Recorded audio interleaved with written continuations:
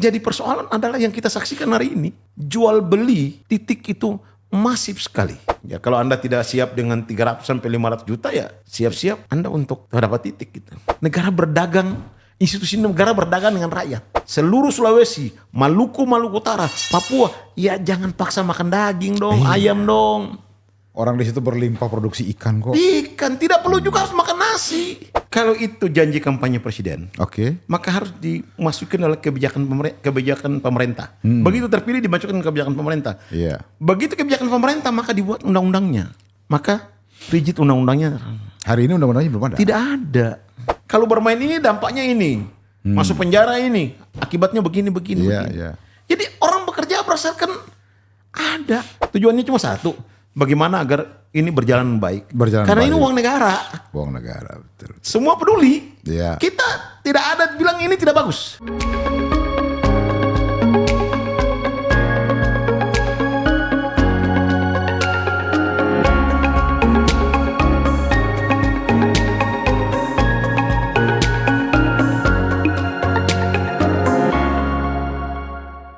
Halo sahabat muda, jumpa lagi dengan saya Ilham Rasul di podcast kecintaan kita, podcast Rumah Pemuda tentu saja.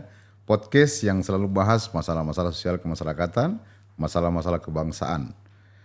Saya kembali menghadirkan senior kita, Bang Kisman Latumakulita. Assalamualaikum warahmatullahi wabarakatuh. Waalaikumsalam warahmatullahi wabarakatuh. Adik-adik pemuda Indonesia, kaum muslimin dan muslimat, selamat menjalankan ibadah puasa Ramadan. Semoga kita menjadi orang-orang yang bertakwa dan di ujungnya kita jadi fitrah dan itqu minan nar. Betul, betul. Kembali ke Fitrah. fitrah. Amin ya rabbal alamin. Amin ya rabbal alamin. Bang, saya mau ajak abang bahas soal makan bergizi gratis. Ini kan sebenarnya agenda yang sangat mulia bang dari Presiden Republik Indonesia untuk mengatasi masalah stunting atau pertumbuhan yang terganggu akibat kekurangan gizi bagi masyarakat Indonesia. Diskusi ini sebenarnya diskusi yang udah sangat lama kita bahas bangun, berkali-kali. Kita bahas berkali-kali bang. Tetapi di samping kemuliaan itu ada kesan yang kita tangkap seolah-olah ini menjadi satu pos bancakan. Boleh kita mengatakan itu karena memang di mana-mana banyak sekali persoalan MBG ini. Satu sisi bang, banyak orang yang bilang sangat ketat seleksi dari dapur-dapur yang akan dipilih oleh Badan Gizi Nasional. Sehingga portal ditutup. Tetapi pada sisi lain kita juga mendengarkan cerita bahwa ada transaksi di bawah meja yang dilakukan secara manual, yang tentu tidak lewat portal itu. Ini fakta yang kita lihat bang. Saya tidak tahu apakah ini regulasi yang masalah, ataukah mental penyelenggara yang bermasalah, atau apa saya juga tidak tahu. Makanya saya sengaja undang abang untuk khusus membahas ini. Apa yang abang lihat? Saya juga mendengar tentang jual beli titik itu masif. Masif bang ya? Sangat masif. Angkanya sekarang setelah tutup portal itu angkanya antara 300 sampai 500 juta. Per satu titik? Per satu titik. Kalau Anda mau dapat. Oke. Jadi itu masif sekali dan kita minta kepada kejaksaan, KPK supaya mencermati ini baik-baik karena ini niat mulia tapi bisa berantakan, betul. Dibawa hanya gara-gara tata kelola yang tidak baik. Ini niatnya mulia Dinda. Oke. Saya kenapa bilang niat mulia? Memberi makan orang kurang mampu ini satu landasannya adalah perintah tujuan bernegara. Iya. Yang kedua secara agamis ini pekerjaannya Rasulullah Muhammad SAW dan para sahabatnya. Rasulullah itu dimaki-maki sama Yahudi, buta tiap hari, tapi Rasulullah tiap hari kasih makan Yahudi itu. Sampai pada satu waktu Rasulullah meninggal dan yang datang kasih makan bukan beliau, Khalifah Abu Bakar As-Siddiq. Rupanya tangannya beda dengan tangan Rasulullah. Rasulullah itu makanannya dihalusin dulu, apa dulu baru. Yahudi tanya, ini bukan kamu yang biasa kasih makan saya. Di mana orang itu yang biasa kasih makan saya? Dimaki terus. Setiap datang kasih makan dimaki. Dijawab sama Sayyidina Abu Bakar Siddiq, orangnya sudah meninggal. Siapa dia? Dia Muhammad sallallahu alaihi wasallam. Masya Allah. Padahal orang yang paling dia benci oleh Benci. Yahudi itu. Ya. Yahudinya kalau begitu mari saya menyatakan syahadat dan masuk Islam. Karena mulianya Iya. perilaku memberi makan orang. Satu. Yang kedua, setiap habis sholat subuh, Abu Bakar itu menyeliap masuk di sebuah rumah. Begitu pekerjaan Abu Bakar setiap habis sholat subuh. Sayyidina Umar bin Khattab mengikuti dari belakang. Ini khalifah nih. Abu Bakar kepala negara nih. Ikuti dari belakang. Beberapa kali diikuti. Tapi dari kejauhan dilihat cuma ada, begitu keluar dari rumah itu, ada sapu yang ditaruh di luar rumah. Sekali lagi diikutin. Setelah Abu Bakar keluar, Sayyidina Umar masuk ke rumah itu. Dia menyaksikan ada seorang ibu yang sakit. Dibersihkan, dia tanya, apa kerjaan lelaki itu pada ibu? Dia tahu bahwa dia kasih makan saya, dia bersihkan saya, dan dia cuci pakaian saya. Tiap hari. Itu tiap hari, habis sholat subuh. Yang ketiga, seorang ibu memasak batu untuk menghibur anak-anaknya yang lagi kelaparan. Kedengaran malam hari, Sayyidina Umar berjalan malam hari mendengar itu. Masuklah Sayyidina Umar, minta izin masuk dan menyaksikan. Kebiasaan Sayyidina Umar untuk malam hari jalan sendiri, melihat rakyat. Menyaksikan ibu ini masak batu. Ibu ini sambil marah. Inilah Khalifah Umar bin Khattab yang tidak pernah peduli dengan kemiskinan kami. Keluar dari rumah itu, Sayyidina Umar minta permisi. Keluar dari rumah itu, Sayyidina Umar sudah sebagai khalifah ini. Abu Bakar sudah meninggal. Kepala negaranya Sayyidina Umar. Keluar dari rumah itu, dia pergi ke gudang gandum negara. Lalu dia ambil gandum, dibawa pikul sendiri. Para menteri, sahabat lain kejar, minta untuk mereka yang bawa. Kata Sayyidina Umar, tidak. Ini urusan saya untuk nanti dihisab di yaumil akhirat. Saya yang tanggung jawab saya. Saya pikul sendiri. Iya. Bawa masuk ke sana. Besok baru ketahuan bahwa yang bawa gandum dan dimarah-marahin itu adalah kepala negara. Kepala negara. Hal yang sama dilakukan pekerjaannya oleh Khalifah Utsman bin Affan. Begitulah kerjaan Utsman bin Affan. Hampir semua hartanya, harta negara dan harta pribadinya. Kebetulan Khalifah Utsman bin Affan ini orang kaya. Disumbangkan. Yang penting kasih makan orang miskin. Oke. Yang berikutnya Khalifah Ali bin Abu Thalib. Begitu juga. Anak-anaknya. Bahkan cucunya. Itu habis subuh. Itu ada karung dengan makanan di depan gandum di depan rumah orang miskin. Setiap habis subuh diantar. Tidak tahu siapa yang bawa. Tapi begitu orang buka pintu sudah dapat. Bahkan sebelum subuh. Sudah dapat itu. Oke. Ali Zainal Abidin. Begitu juga dengan Abdurrahman bin Auf. Ini pekerjaan dari cerita ini pekerjaan orang-orang ahli surga. Iya. Dalam keyakinan Islam gitu tentu. Tapi dalam tata kelola kita balik ke MBG, ini kalau dilaksanakan yang baik, ini presiden, Badan Gizi Nasional sampai di jaringan terendah, ini orang-orang ahli surga. Karena memberikan makan pada orang Udahlah, yang tidak ini makan. pekerjaan orang-orang ahli surga. Mudah-mudahan kita yang bicara untuk baik di tempat ini juga pun kita dapat faedah dan manfaat untuk di pahala di akhirat kelak kita lah. Tapi yang jadi persoalan adalah yang kita saksikan hari ini. Jual beli titik itu masif sekali. Dan itu transaksinya bukan tutup-tutup lagi gitu. Iya. Ya kalau Anda tidak siap dengan 300 sampai 500 juta ya siap-siap Anda untuk Nggak dapat titik. dapat titik gitu. Tragisnya ini pun dikelola oleh institusi negara. Negara berdagang, institusi negara berdagang dengan rakyat. Iya. Kan bahaya. Ada institusi negara yang punya titik lebih dari 1.000.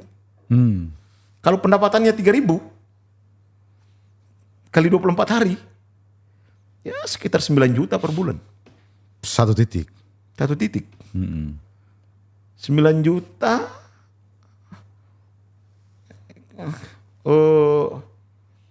24 hari kali 3.000 ya sekitar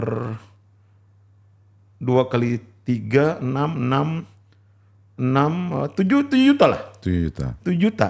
7 juta kali 7 juta kali sekitar 3.000 kali 3.000 9. 9 kali 24 itu sekitar 18 20 juta. 20 juta kali 1 bulan. 1 bulan itu 24 hari. Ya pokoknya 1 bulan itu 200 juta tidak meleset. Itu institusi negara, Bang. Kalau kali 1.000. 1.000 titik ini. 1.000 titik kali 200 juta. 200 miliar. Oke. Kali 1 tahun 2,4 triliun. 2,4 triliun. Kalau 1.000 titik kan udah mendekati 2.000 titik nih. Jadi akibatnya ya adu-adu kuat. Padahal ini berantakan karena bukan begini tata kelola bernegara. Apapun niat baik dibalik mulia dibalik makan bergizi ini, tapi ini uang negara. Yang 1 hari keluar 1 triliun lebih. Iya.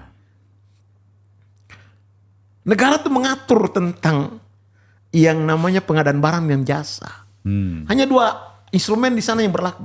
1, tender. 2, PL. Iya. Tidak kayak begini. Ini harus perlu kita evaluasi lagi lah. Ini niat bagus. Oke. Bahkan basisnya surat Al-Ma'un ayat 1 sampai 7. Ara'aital ladzi yukadzibu biddin. Fadzalikal ladzi yad'ul yatim. Tahukah orang-orang yang mendustakan agama? Yaitu orang-orang yang tidak memberi makan fakir miskin dan anak yatim gitu. Wala yahuddu ala tu'amin miskin. Hawailul lil musallin masuk neraka. Alladzina hum an salatihim sahun, alladzina hum yura'una wa yamna'unal ma'un. Ini tapi enggak begini. Jadi harus di program ini dimasukkan, dibikin dulu undang-undangnya. Oke. Betul, sekarang sudah ada Kepres terbaru yang koordinatornya adalah Pak Menteri Pangan, koordinator Pangan Pak Julhas, ketua hariannya Bu Nanik Deang. Wakil kepala MBG. Kepala Men. Tapi nggak begini. Kalau begini cuma ya Ibu Nanik sekarang tutup, tapi Ibu Nanik tutup, yang lain jual beli titik. Harus pastikan dulu bahwa jual beli titik ini tidak terjadi. Ini konon dikuasai oleh partai-partai tertentu, Bang. Partai terbesar itu kalau tidak salah informasi bocoran yang saya tahu, partai terbesar yang punya dapur itu adalah PDIP. Oh, malah PDIP, bukan Gerindra, Bang. Enggak. Kalau nggak salah nomor 1 PDIP, nomor 2 PKS. Oke. Gerindra itu kalau nggak salah nomor 4, nomor 5. Yang punya dapur ini. Ada lagi kader partai yang punya lebih dari 10, 20, 30. Oh iya, betul. Ini karena jual beli titik tadi ini.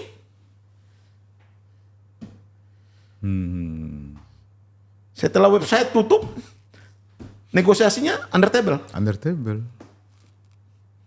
Udahlah, cek itu koordinator regional di tiap-tiap provinsi. Pasti sudah punya mobil baru. Mobil pun harganya tanggung-tanggung, Fortuner seri terbaru. Iya. Ya, kalau enggak ya paling Jenik seri terbaru lah. Kalau 1 titik 500 juta kan 300 sampai 500 juta. Ya anggaplah 300 juta. Belum bulanan. Yang paling murah. Oh dapat juga jatah Masih bulanan. ada bulanan. Iya saya dengar juga itu titip 100 perak, 200 perak per porsi. Nah, Itu saya bulanan dengar itu juga. ya apa namanya? Bisa 50 juta. Bisa 30, bisa 40. Tapi nggak kurang dari 25. Iya mereka menyebutnya passive income. Saya juga pernah diajak bicara soal itu. Jadi ini niat baik. Mulia sekali. Cuma cara penanganan pengelolaannya tidak beres. Udah begitu ditambah dengan cara berkomunikasi. Tim pemerintah juga tidak bagus. Mengkomunikasikan ini akibatnya sekarang jadi backfire. Padahal ini kan satu tujuan bernegara jelas. Iya, iya. Basis moral konstitusi beragamanya juga jelas. Iya. Perilaku Rasulullah dan para sahabat, bahkan ayat Al-Quran bilang itu, surat Al-Ma'un tadi. Iya, iya, iya. Tapi cara berkomunikasinya tidak bagus. Contoh apa? Apa contohnya? Cara berkomunikasi yang tidak bagus. Jangan bilang bahwa ini adalah social spending. Oke. Tapi ini adalah stimulus fiskal. Stimulus fiskal. Kalau stimulus fiskal 300 triliun kita kelola, itu dia berdampak putaran ekonominya itu bisa 3-5 kali. Nah itu juga nanti akan menjelaskan Bang, kalau dia stimulus fiskal, akan menjelaskan siapa yang harus menjadi pelaku di bawah. Kalau dia stimulus fiskal, maka tata kelolanya berbasis Yes. pengadaan barang dan jasa. Yes. Oke. Sehingga terukur.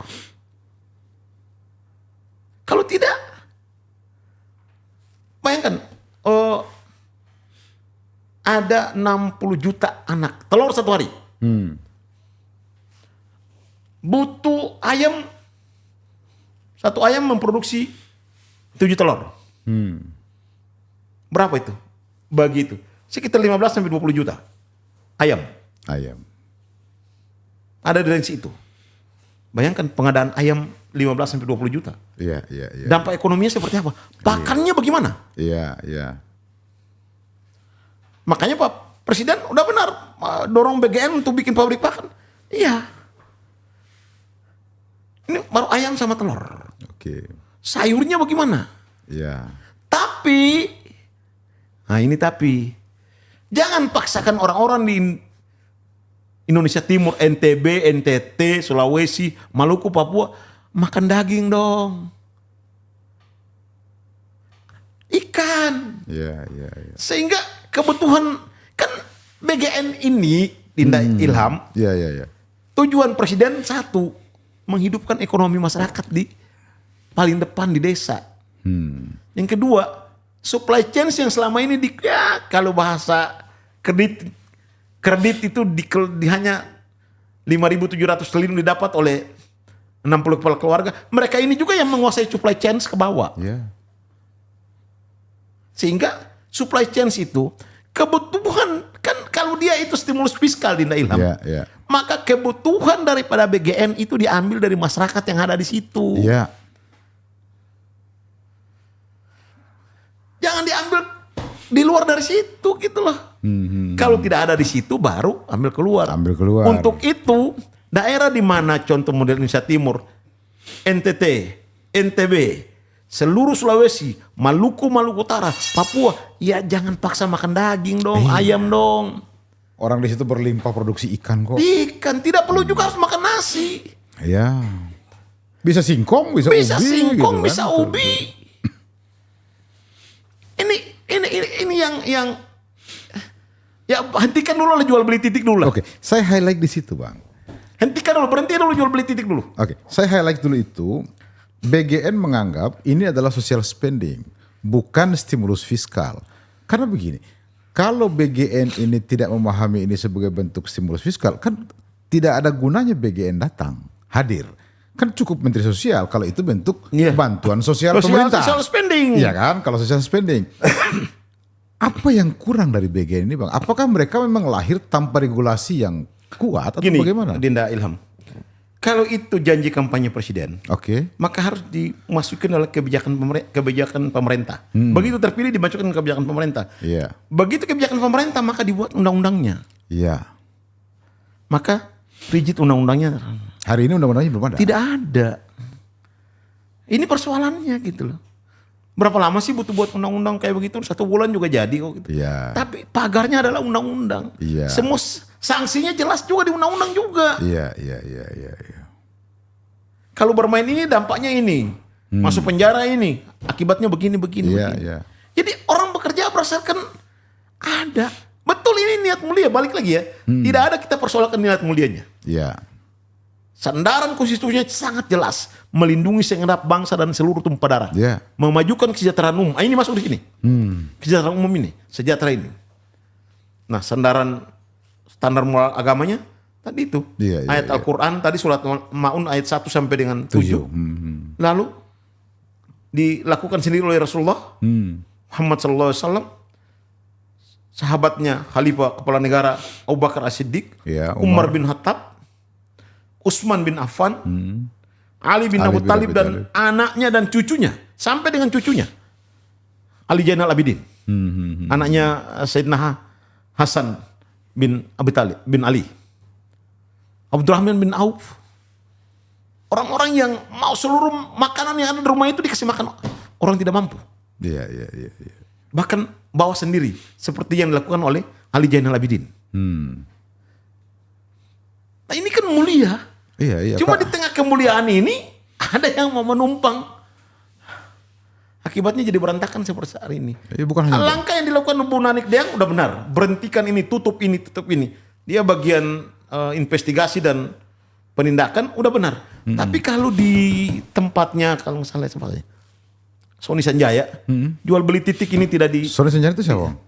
Wakil Kepala BGN juga? Wakil Kepala BDN ya bidang itulah, bidang titik-titik itulah. Oh. Irjen Sony Sanjaya kalau nggak salah. Oh, polisi. Kalau ini tidak dibenahi, ini tetap bakal berantakan ke bawah gitulah.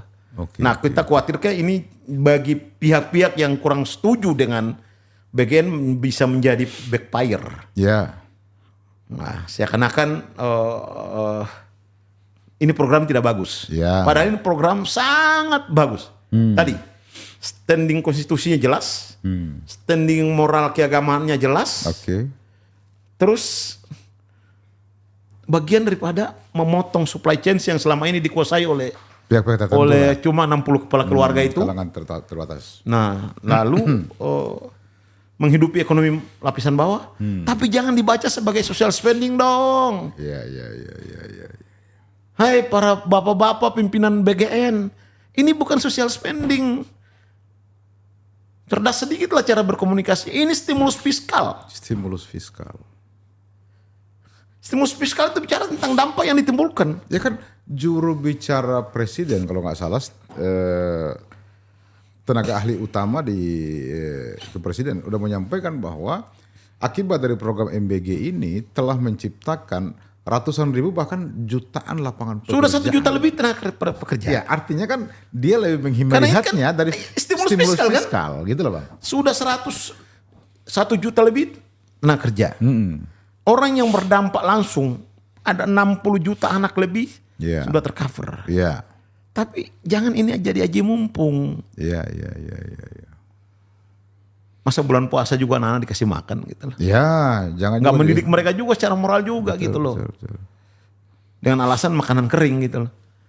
Kan jadi nggak lucu gitu loh. Itu kan memaksakan tetap harus ada pengeluaran. Jangan gitu loh bos. Iya. Siapkan saja sampai dengan habis puasa baru jalan. Kan kalau satu hari 1,2 atau 1,3 triliun minimal 20 hari atau 15 hari lebih udah hampir 20 triliun juga habis tuh bos. Oh iya.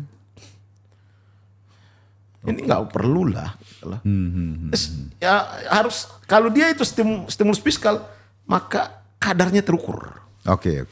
Nah perlu ada regulasi, perlu ada undang-undang. Bikin dulu undang-undangnya. Oke. Sehingga tidak masing-masing menerjemahkan. Ini kan akibatnya masing-masing menerjemahkan berdasarkan seleranya sendiri. Iya. BGN lebih cenderung ke stimulus social spending. Betul. Sementara Kementerian Keuangan dan rekan-rekannya tidak juga membahasakan ini sebagai stimulus fiskal. Oke. Saya kebetulan ya wartawan ekonomi. Sehingga ini kan dampaknya kan terhadap pertumbuhan ekonomi, Betul. penciptaan lapangan kerja. Betul. Kok cara melihatnya kok tidak cerdas gitu loh. Ini sekarang udah berapa persen Bang yang terrealisasi dapur ini? Saya tidak tahu persis angka pastinya. Tapi kalau sudah 60 juta anak Indonesia lebih sebagai penerima manfaat dari ini, tinggal diperlebar lagi pada orang tua tidak mampu, kan luar biasa gitu loh bos. Maksud saya begini Bang. Presiden Prabowo dengan Gibran Rakabuming Raka menjanjikan 19 juta lapangan pekerjaan. Kalau dari program MBG ini misalnya entah 15 atau 20% yang sudah terrealisasi, telah menciptakan 1 juta lapangan pekerjaan, bukan mustahil 19 juta lapangan pekerjaan itu diciptakan. Baru dari sektor makan bergizi gratis Bang. Oh sabar Dinda, 1 juta orang yang 1 juta lebih lah. Kita pakai 1 juta seperti angka Bapak Presiden. Dia kasih makan berapa orang? Iya. Minimal kalau dia ibu, suaminya, anaknya paling standar 2. Walaupun keluarga berencana sudah tidak berlaku lagi. Tapi kalau kita pakai standar 2, kayaknya udah 3 lah. Iya. 1 juta kali 5 orang itu makan itu kan. Itulah yang namanya stimulus ekonomi. Iya. Berdampak kepada kasih makan 5 orang. Berarti 5 juta manusia numpang makan di BGN ini sudah terjadi. Pendidikannya juga aman tentu kalau dia berpenghasilan baik Bang. Jadi ini bagaimana kita mengkomunikasikan ini. Oke. Nah, para pengelola juga jangan resisten terhadap kritik gitu loh. Iya. Semua kritik yang terbangun ini tujuannya cuma satu. Masa sampai keluar bahasa monyet Bang terhadap ketua BEM UGM itu, wakil kepala BGN pula yang ngomong kayak gitu. Iya. Ya apa ya, kita harus, anak muda itu tidak ada tujuan lain kecuali yang terbaik bagi bangsa dan negaranya. Iya betul. Kita harus lihat itu.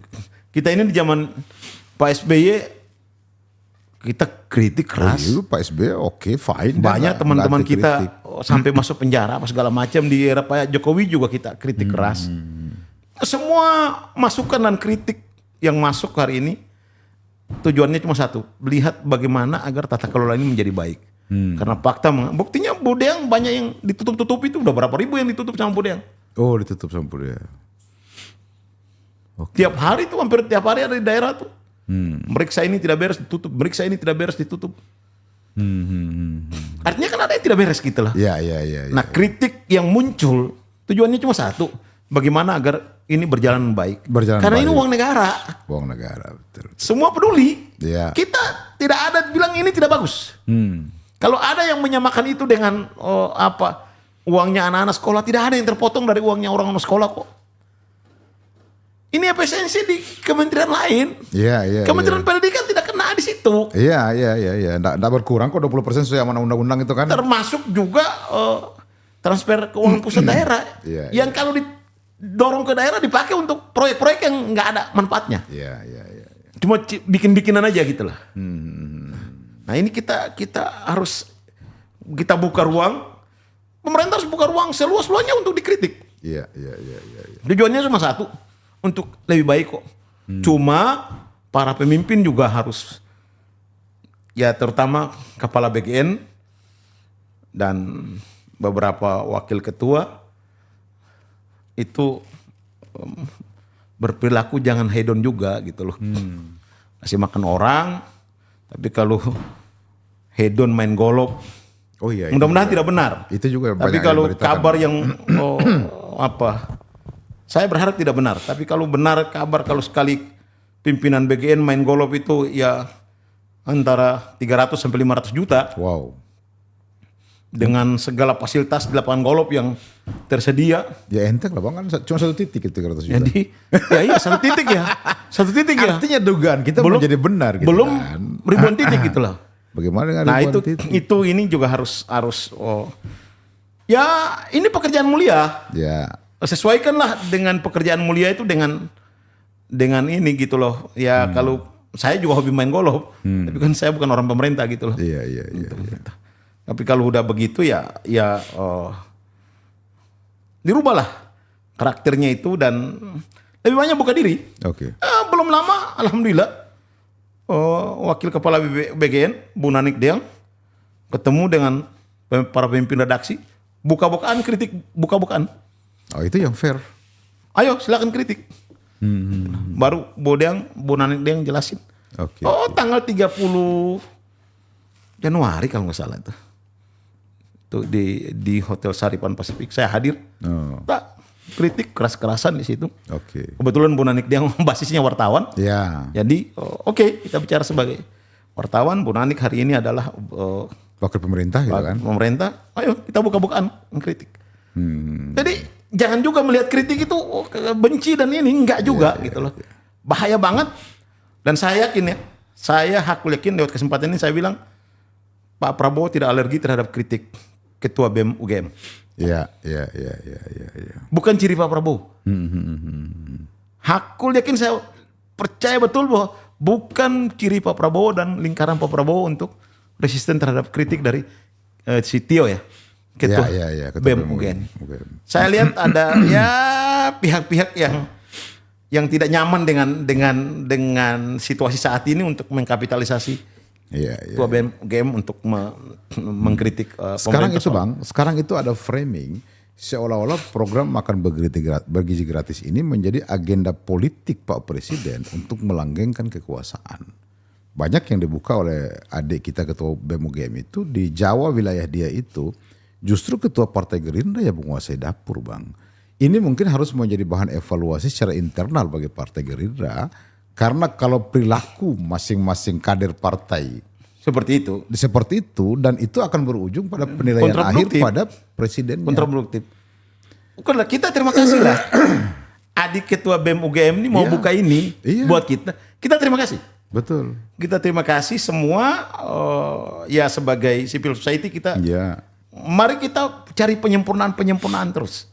Buka ruang terus untuk mencari penyempurnaan dan BGN buka. Buka untuk menerima masukan.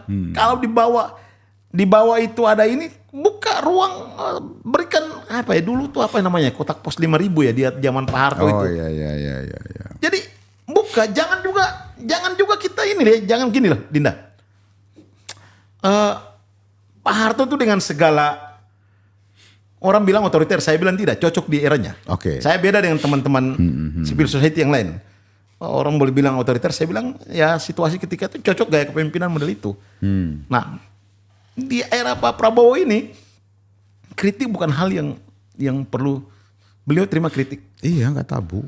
Dan sampai tokoh-tokoh sipil dipanggil ke diskusi. 50 orang. Diundang, Tokoh itu dia betul. terbuka gitu loh. Jadi kita cuma ada kelompok-kelompok mafia yang tidak setuju dengan gaya Pak Prabowo menyikat mafia ini, mencoba mengkapitalisasi adik ini. Tapi apa yang ditemukan oleh adik itu, baik dapur-dapur yang dikelola oleh teman-teman dari partai politik, khususnya Gerindra, supaya jauh lebih baik. Iya betul.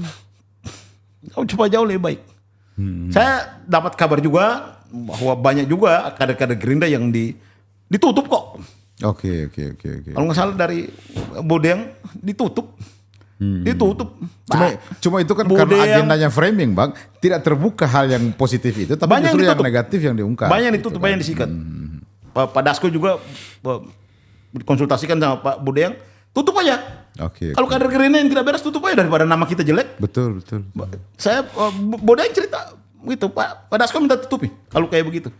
Daripada nanti kita jadi tidak bagus, Iya, nama iya, Gerindra juga ya. Betul. Ya kalau ada Gerindra bagus ya bagus, tapi kalau tidak ya tutup aja gitu loh. Iya, Jangan juga. Ini kan program presiden yang menjadi unggulan gitu loh. Program unggulan ini betul. Itu Dinda, barangkali itu menjadi konsen koreksi kita supaya ke depan dia lebih baik. Oke, dua poin tadi yang saya ambil dari penyampaian Abang. Yang pertama memang negara perlu menyiapkan regulasi yang paten untuk menjadi guidance bagi BGN agar tata kelolanya menjadi lebih bagus.